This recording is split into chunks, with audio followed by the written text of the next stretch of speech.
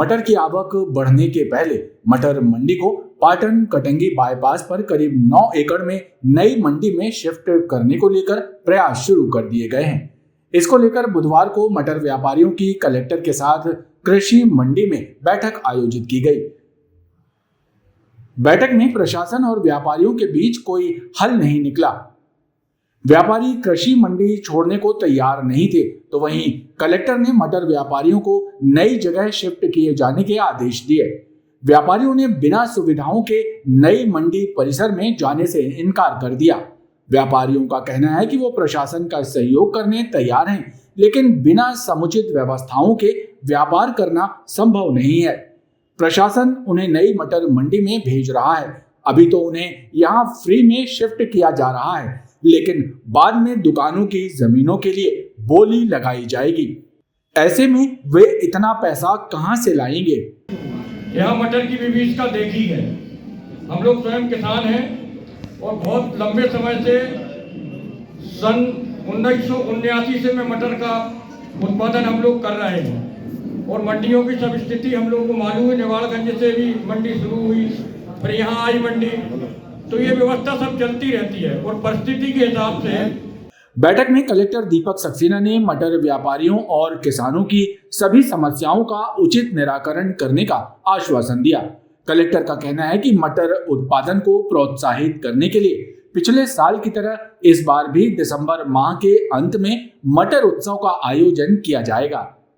Sir, पराली लेकर किसान आए हुए थे, क्या बातचीत हुई है सर? क्या देखिए, पराली को लेकर किसान संगठनों के साथ आज चर्चा हुई है और चर्चा एक बहुत अच्छे वातावरण में हुई है और किसान संगठनों ने और सभी किसानों ने उनकी तरफ से इस बात की मांग की है कि पराली की समस्या से वो वाकिफ़ हैं और पराली की समस्या से कैसे निजात पाया जा सकता है, उसके बारे में वो ट्रेनिंग चाहते हैं, फील्ड विजिट चाहते हैं, डेमोन्स्ट्रेशन चाहते हैं, टेक्निक्स चाहते हैं।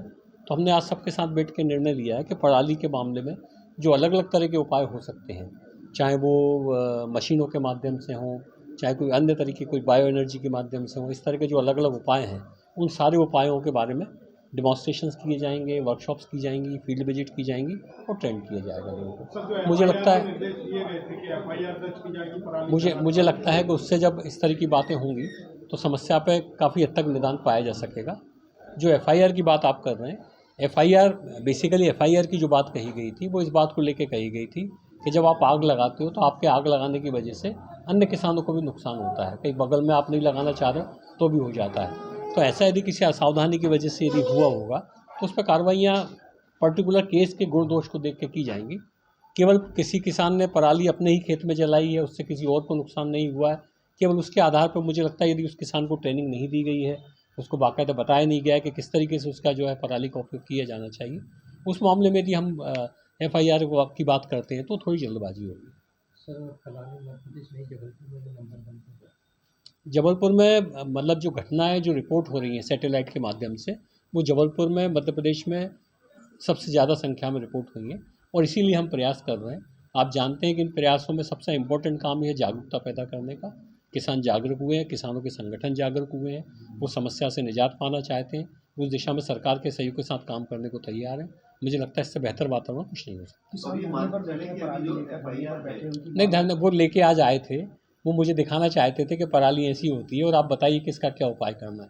मैंने उनको खुद कहा कि इस बहाने आपने जो एक जागरूकता पैदा की है, सभी गांव-गांव में हुआ है, अच्छी बात है। डिस्कशन क्या दिख रहा है? FIR होगी कि नहीं होगी? FIR यदि मान लो कोई केस यदि चलेगा, इस तरह की यदि कोई बात आएगी, उसकी जांच करेंगे। जांच करने के बाद जो भी कार्रवाई संभव हो सकेगी वो कार्रवाई करेंगे।